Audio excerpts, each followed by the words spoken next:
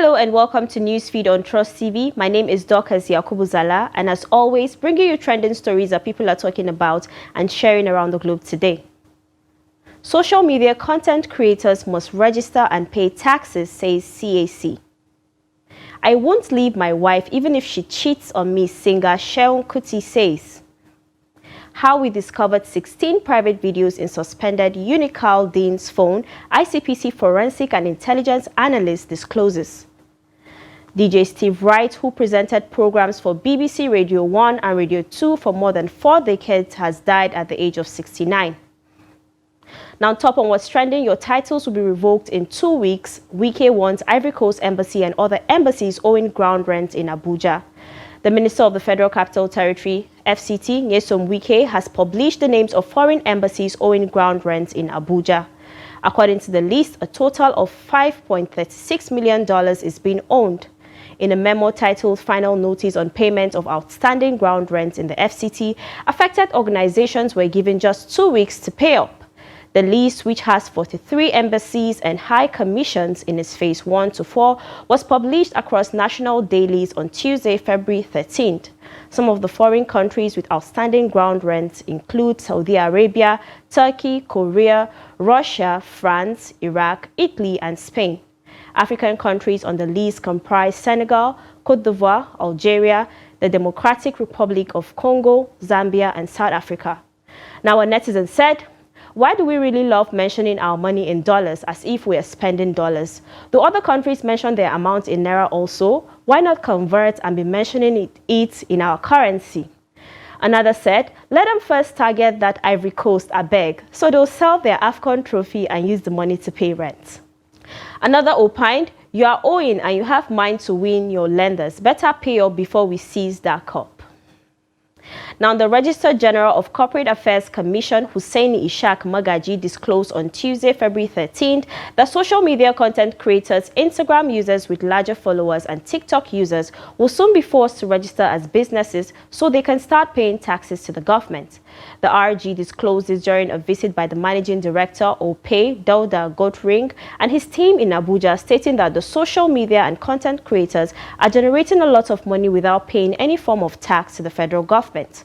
This is coming amidst alleged plans by the Federal Inland Revenue Services to onboard media content and influencers into its tax system. Magaji said, "Ignorance of the law is not an excuse. It is stated in the Company and Allied Matters 2020 that for any business to take place in Nigeria, whether you are doing business with your name or another name, you must surrender your business for registration." Now, a netizen said, "Content creators are already paying taxes to YouTube, Facebook, and so on. Which of these platforms pay tax to our government? Maybe our government doesn't know that YouTube takes 30% from our AdSense, so which tax are we paying again?" Another said, "They won't provide job opportunities and still be disturbing those that are self-employed. Is it government that is giving them ideas or you people that buy them ring lights?" Another opined, "When Tinubu said he would widen the tax net and take in more, this is what he meant. They will soon tax those who watch the content." Now, Nigerian Afrobeat singer Nyesom Wike has revealed that he won't leave his wife if she cheats on him. According to him, infidelity is not a deal breaker in their marriage. His wife, Yetunde, who also appeared with him on a program recently, said would also not leave if the singer cheats on her. Mrs. Wike said, "There is nothing my husband is going to do that will make me leave him. Even if he cheats on me, I won't leave him. I am not going to leave my husband because he cheated on me. Nah, that can't happen." Mr. Wike inferred, "We don't believe in cheating. What is cheating? Love is not ownership." One of the hosts asked Nyesom Wike, "Would you leave her, that is your wife, if she cheats on you?" To which he replied, "No. What has that got to do with anything?" Now, a netizen said, "If any of my wife cheats and I know, it's gone, because I don't want to die young. If your wife cheats and you can't talk, that means you're not a responsible man. Don't forget that they can use your woman to bring you down." Another said, "If a man forgives you for cheating on him, you better run for your life." Another person said, "Understanding wife jam understanding husband. I really love it for them, but the God that did it for them should avoid me vehemently." Now, a federal high court in Abuja on Monday admitted in evidence 2 mobile phones seized by the Independent Corrupt Practices and Other Related Offences Commission (ICPC) from Professor Cyril Ndifon. Justice James Omotosho admitted the mobile devices, an Oppo phone and a Tecno Pova phone, with their charges after they were tendered by the ICPC's lawyer and the application was not opposed by the defense counsel Joe Igi-San.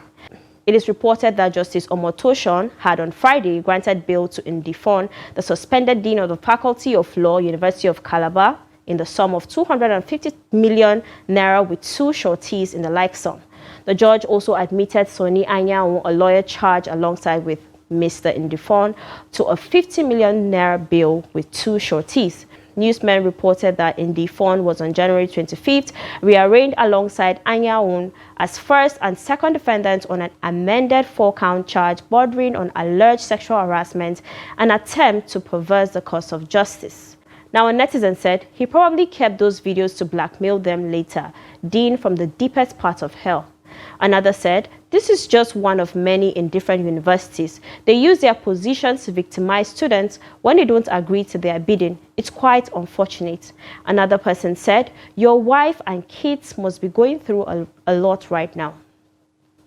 Now, the National Agency for Food and Drug Administration and Control on Monday said there was no going back on the ban of the importation, manufacture, distribution, sale and use of alcoholic beverages in sachets, PET and glass bottles of 200 millimeters and below.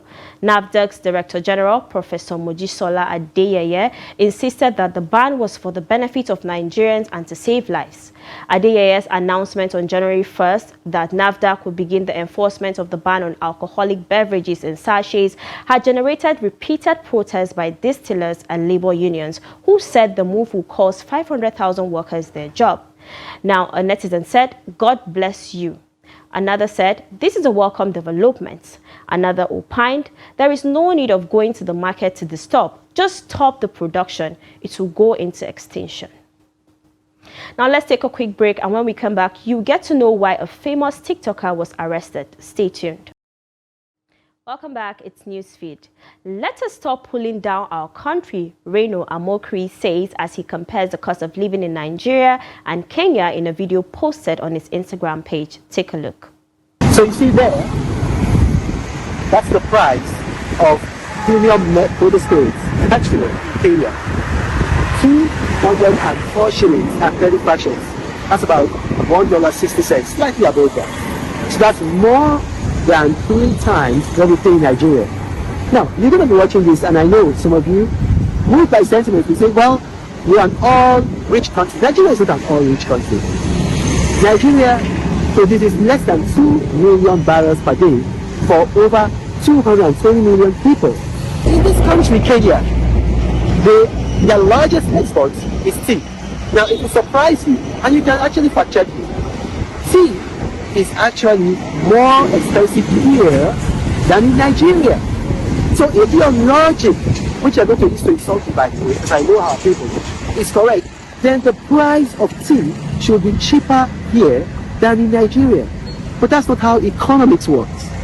You got refineries who have to buy at the prevailing rate. They have to refine, and to make a profit, they would have to sell at least to make a little profit.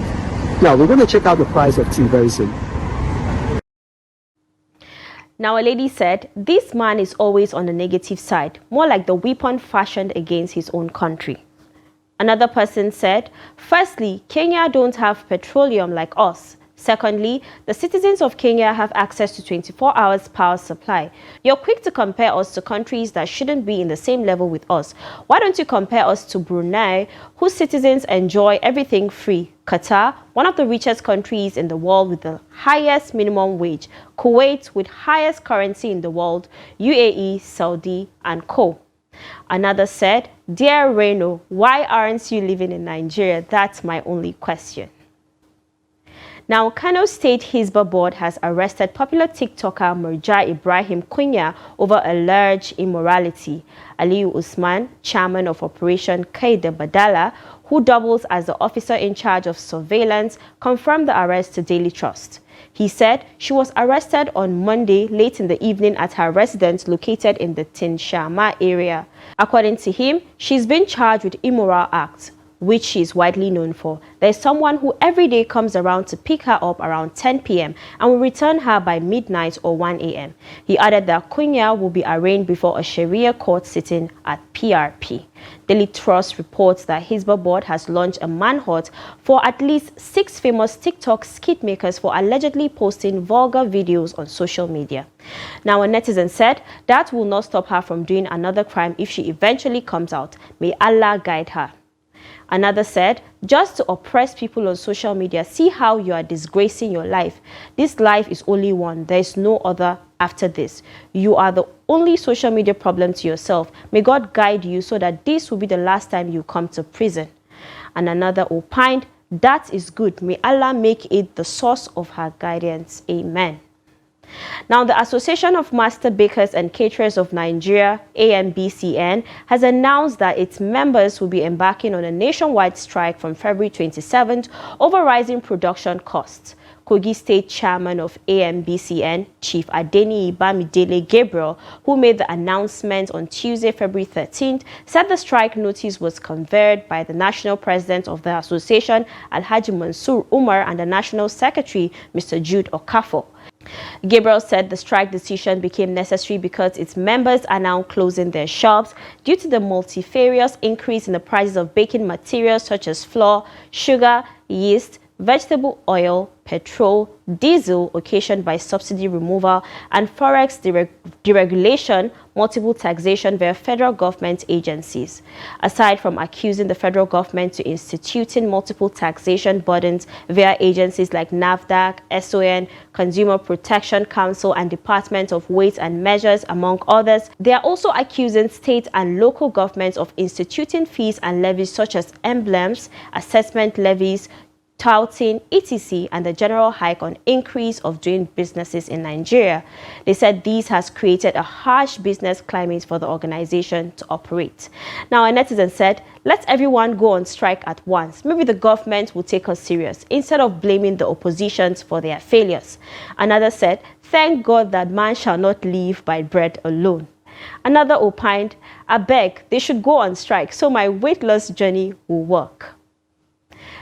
Our fans should do better, Super Eagles player Victor Osimhen tells Nigerians, dragging his colleague Alex Iwobi. Take a look. It's really sad what is going through for the past, I think, 2 weeks now. Some of our fans should do better, just like I said in my Instagram story. And of course, you could see there is a big solidarity in the team.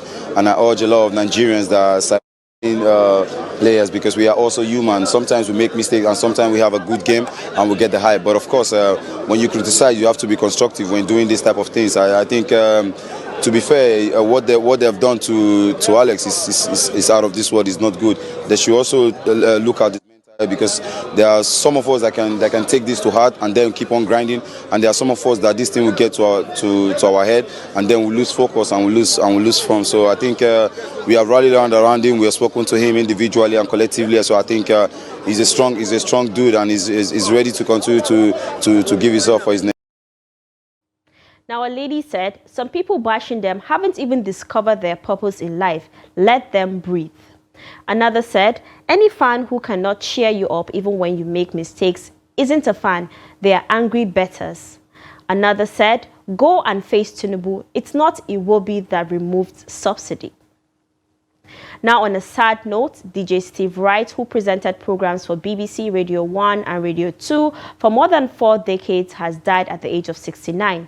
His family confirmed his death with deep sorrow and profound regret in a statement on Tuesday. Now, a netizen said, when I think of all the thousands of miles I've driven listening to Ritty, what a loss. Another said, beloved by everyone, R.I.P. Steve Wright. Another opined, I'm gutted and shocked. Sunday morning radio will be poorer now that he is gone. R.I.P. Steve. And that's all we have for you today on Newsfeed. Follow us and subscribe to all our social media platforms, Facebook, YouTube, Instagram, and X. Until next time, goodbye.